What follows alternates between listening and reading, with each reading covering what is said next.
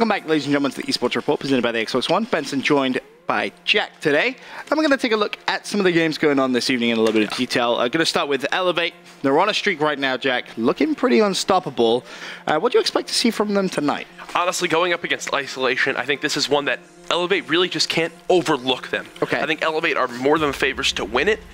I mean, I just think they're going to destroy ISO in Game 3, which is Uplink.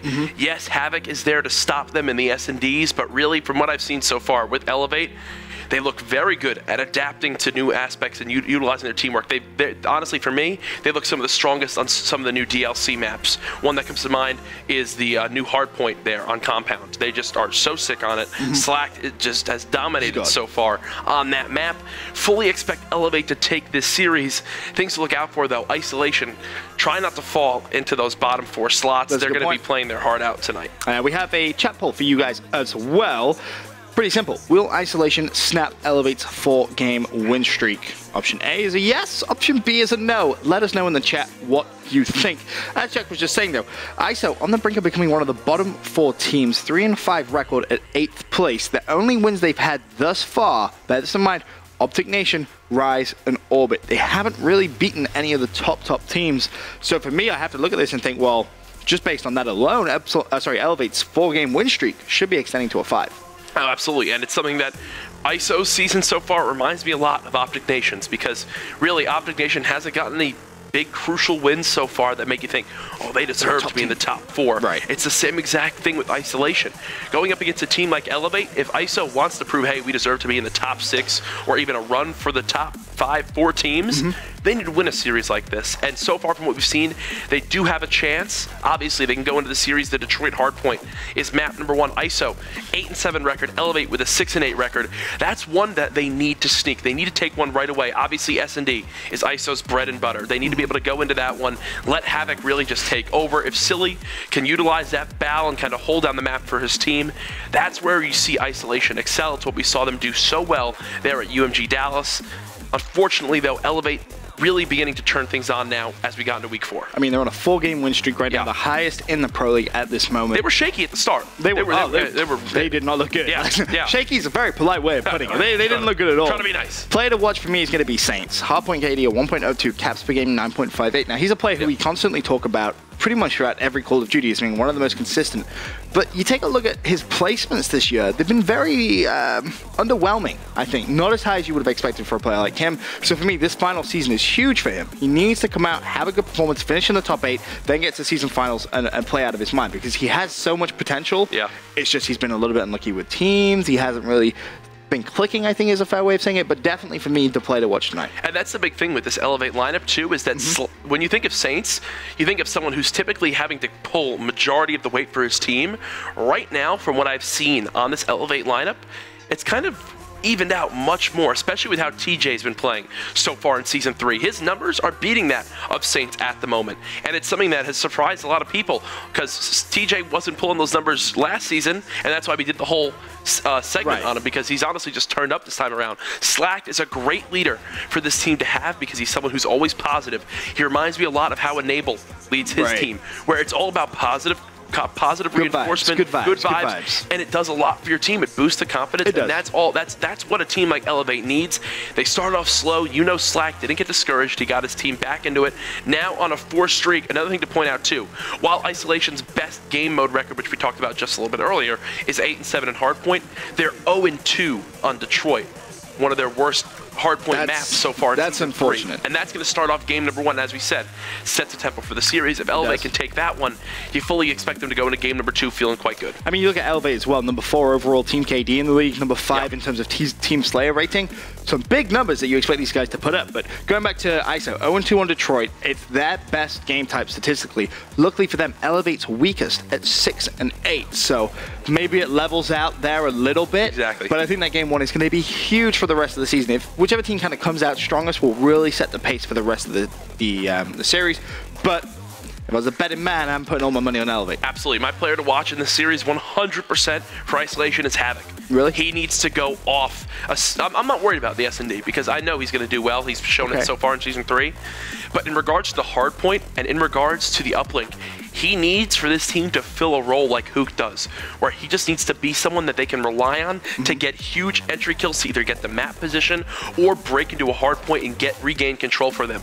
So far, from what I've seen from Havoc in Season 3, he's honestly played more of like a early spawn rotation type player, where instead of going right towards the hill on, like, let's say Detroit, when it's rotating towards green, instead of trying to get into green, he'll flank all the way through school, back behind trailers, and then flank the back area where he gives up a couple extra seconds, but then he really needs to win, like, get a nice two-piece to get his team. Exactly. So that's what we've seen so far from him. Okay. I would like to see him take more of that Hook role on, where he's like, he can just break in, get the entry kill, and then keep pushing out a green right through it and play more of that brute force. Rather than spending an extra couple of seconds of going around, you want to see him just use his raw gun skill, push straight through. Because I feel like that's the role he needs to fill on this team at the moment. I think that Silly and Dito can easily fill the role of holding down that spawn for their team. That makes sense. If Havoc can begin to break in, that's where we'll see Isolation become a much more consistent squad. Well, we'll have to keep our eyes out for them. Yep. Again, big question, can Elevate continue on that winning streak? Looking to make it 5 on the trot.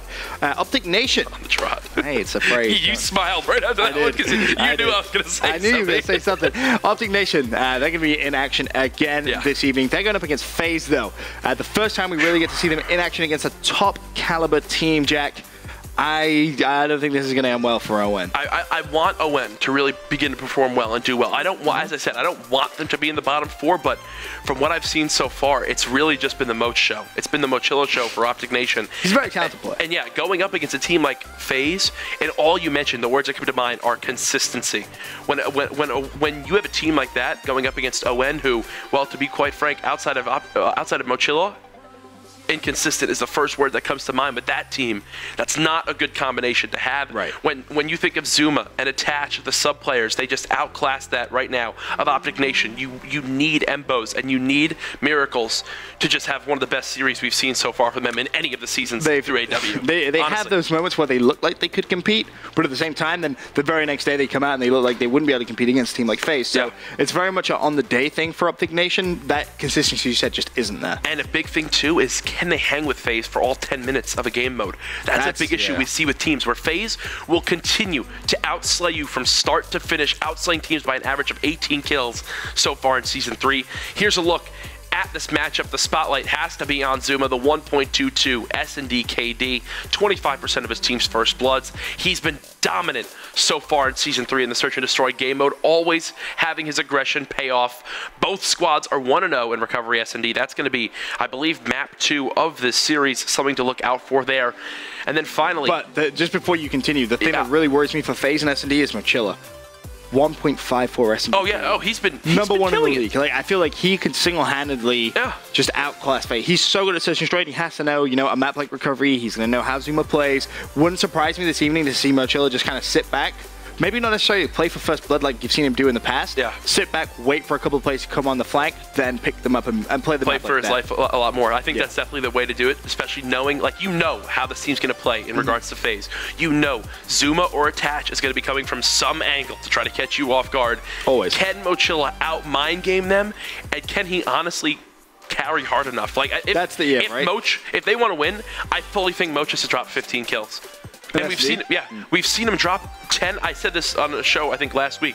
I can't remember the last time, and you can probably speak to this too, that I saw Moch drop less than 10 kills in an S&D in Season 3. And I'm not gassing it up. There's a reason he's got the top KD, and it's because he's been playing it so well so far, and it goes back to the consistency. If you can have Bose sit right up there with him, which Bose has been doing very well on S&D so far. Bose looks really good in S&D at times, especially on Skyrise. That seems to be a map that he just knows how to play. It's just worked. Playing it in the past. Things just kind of clicking. But I don't know. I feel like they're bound to get. I mean, in the long run, in a 5-game series, okay, if they do take game number 2, congratulations. Then you have to take out an uplink, which out of all the respawns, the 2 hard points there, you think, well, Opticnation most likely. It's a must win. It is a must win. But I feel it's the most likely game type that they will be able to take from FaZe. And simply because you can get outside and still win sometimes. And that's something, you look at the drone work that Opticnation can do, it's very, very good. Curious to know the actual map for that. We do have it somewhere. Yeah, I believe it's on one of our final pages. Yeah, take a guess. There's only what, four maps? I'm going to find it. I'm just going to say comeback. Yo, I don't actually have it. That's really anti-cloud. Oh, no, I do have it. There you go. It's going to be comeback. Yo, you're a god. Bang, all right, so glass control immediately is going to be massive in that. And also, the comeback as well.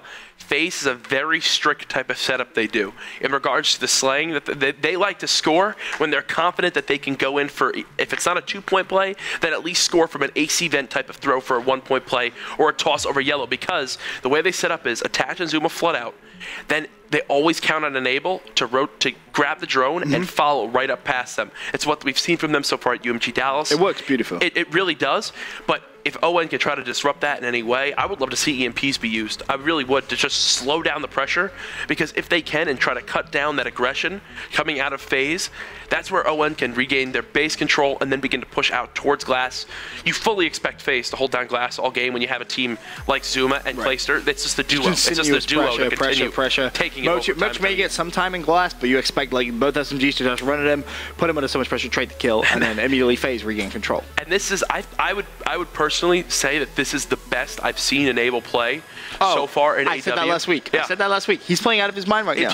And after he won that championship, I feel like so much pressure internally has been released. It's no longer like, oh, I needed Optic Gaming to win. It's, hey, I just won without those guys. I'm a champion now too. When FaZe won, Enable is not really a player who talks a ton of trash, and he's very good friends with that Optic Gaming team.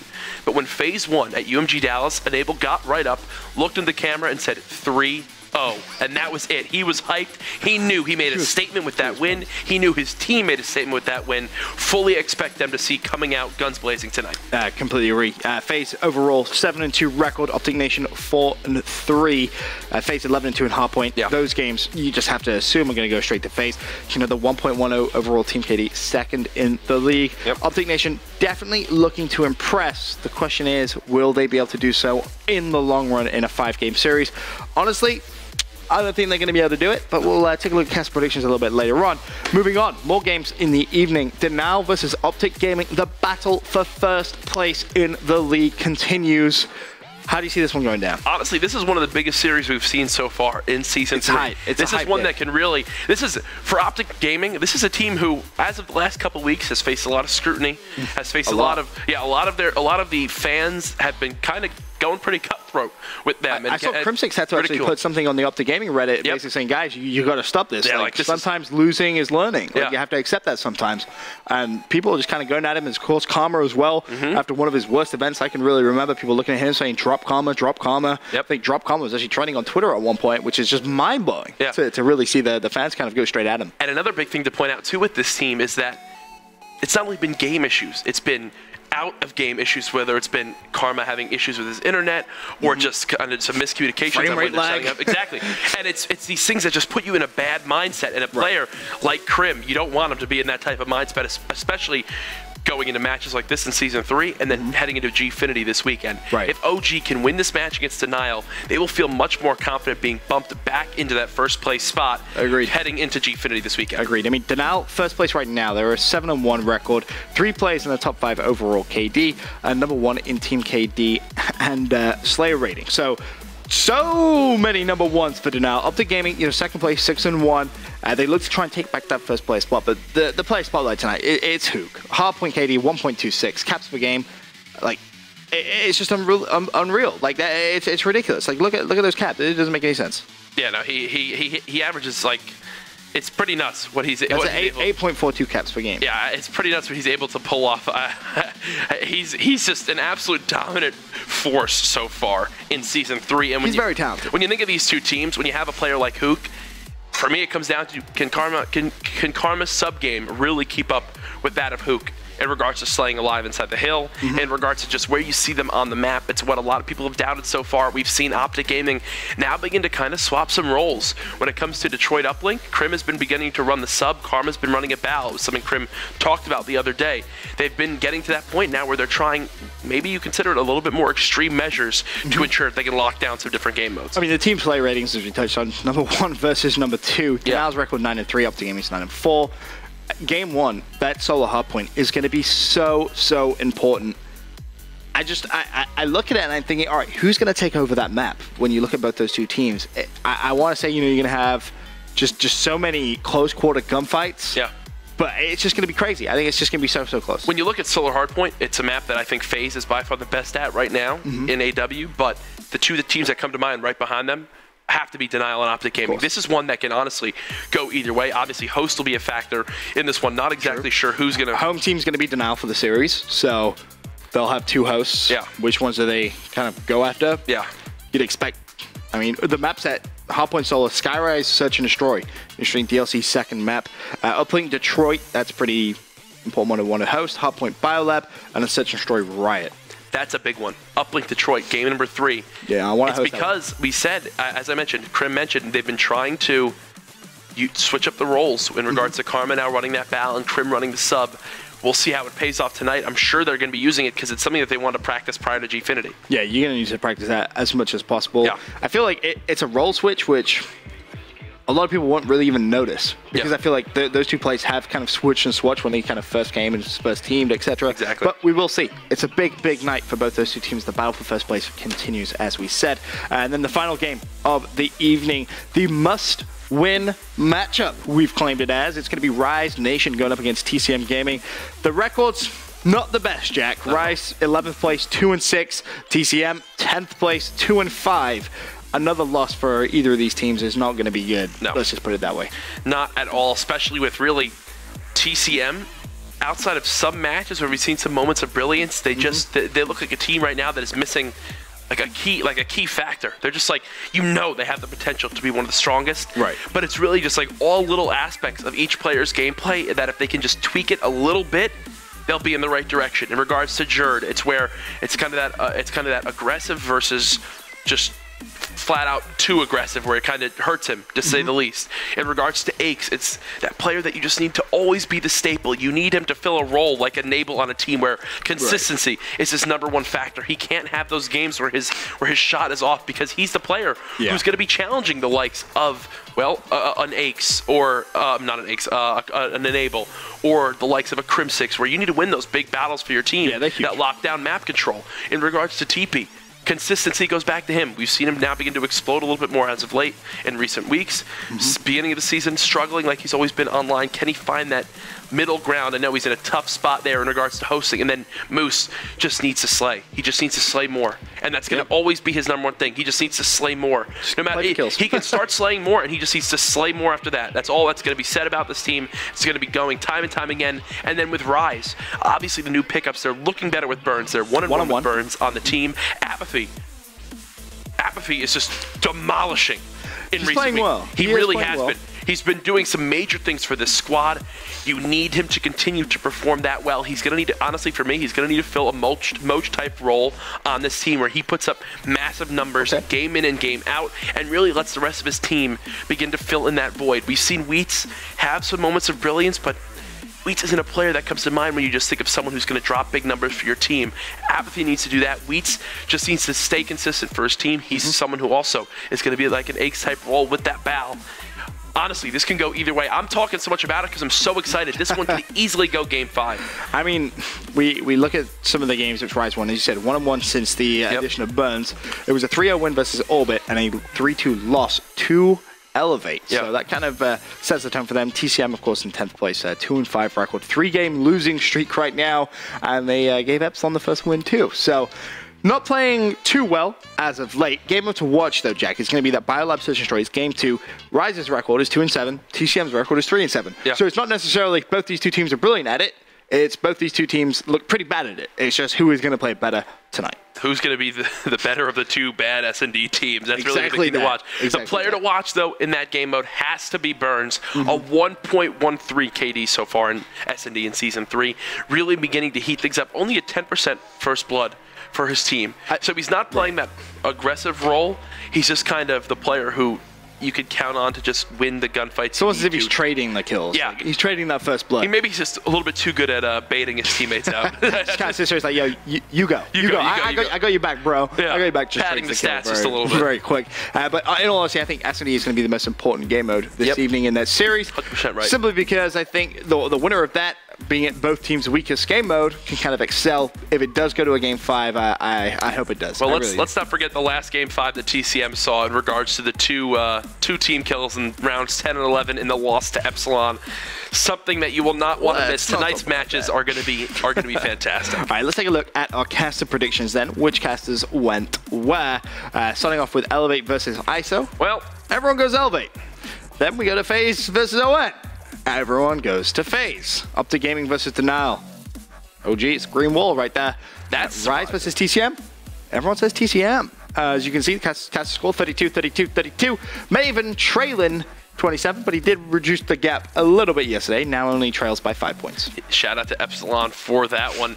Really looking at this, honestly, Does that surprise you? TCM Rise series is one that I thought there would be some differences on. Rise could definitely wind up taking that one, and then Denial not getting any love at all. I mean, Ben, you just think that's because you just think OG is going to step up tonight, or you don't think Denial I was very tempted. I was very tempted to say Denial. I looked at what everyone else predicted, and I was like, this isn't one of those games I want to take that risk on. Yeah. Like, one of those games you take the risk on is like a Rise TCM. But, you know, there's a competition between all the casters. Going to stay with the crowd for this one. Not going to do anything too crazy.